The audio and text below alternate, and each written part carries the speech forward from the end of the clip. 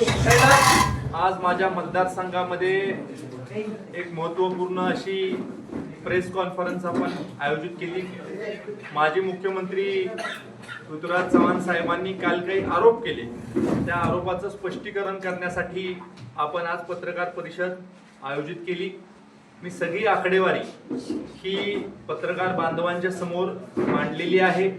मुळात कराड दक्षिण विधानसभा मतदारसंघामध्ये SIRचं काम चालू व्हायच्या आधी म्हणजे 10 जून 2026 ला एकूण मतदारांची संख्या ही 3,03,202 इतकी होती। या 3,03,202 मतदारांपैकी 2,67,121 मतदारांचे PF फॉर्म हे आज सरकारकडे आलेले आहेत।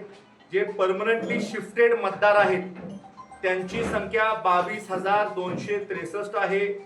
जे मतदार आज हयात नाही आहेत अशांची संख्या 7,695 आहे। जे मतदार या प्रक्रियेमध्ये ॲब्सेंट होते त्यांची संख्या 1,554 आहे। आणि त्यामुळं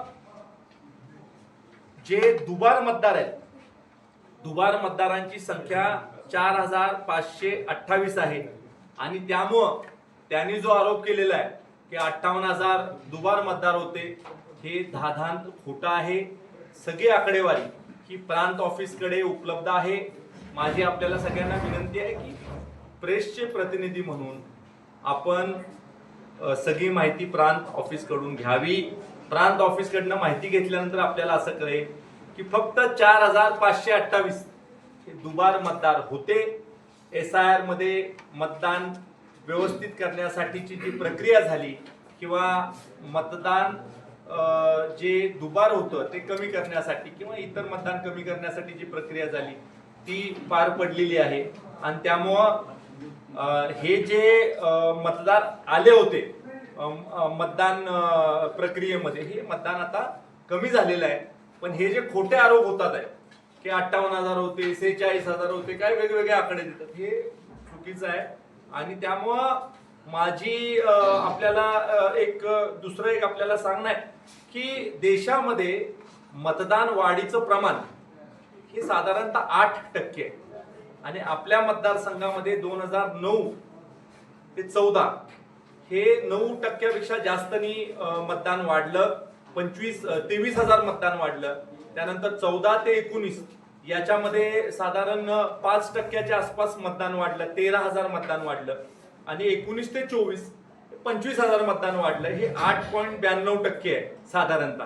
आणि त्यामुळं मतदान वाढीची जी जो रेट आहे देशाचा त्याला अनुसरूनच आपल्या मतदारसंघामध्ये सुद्धा मतदान वाढलेलं आहे। आणि त्यामुळं निवडणुकीमध्ये निवडून येता आलं नाही म्हणून उगाच मतदान प्रक्रियेवर आक्षेप त्यांनी घेणं हे योग्य नाही, त्यांना हे शोभत नाही। तुम्ही 2दा निवडून आला त्यावेळेला EVM वरच निवडून आला। तुम्ही 2014 साली कसा निवडून आला? EVM मशीनच होतं ना। मग त्यावेळेस EVM मशीन हॅक झालं नाही का? मग 2019 ला निवडून आला त्यावेळेस EVM मशीन हॅक झालं नाही का? म्हणजे ज्यावेळेस पराभव झाला त्यावेळेला EVM मशीन हॅक झालं, त्यावेळेला बोगस मतदार आले। म्हणजे जनतेने जो कौल दिलाय तो कौल तुम्हाला अजून मान्य करता आलेला नाही। मान्य करा, तुमचा पराभव झालेला आहे, लोकांनी तुम्हाला नाकारलेलं आहे, हे ते मान्य करत नाहीत तोपर्यंत अशा प्रकारचं वक्तव्य त्यांच्याकडनं होत राहील।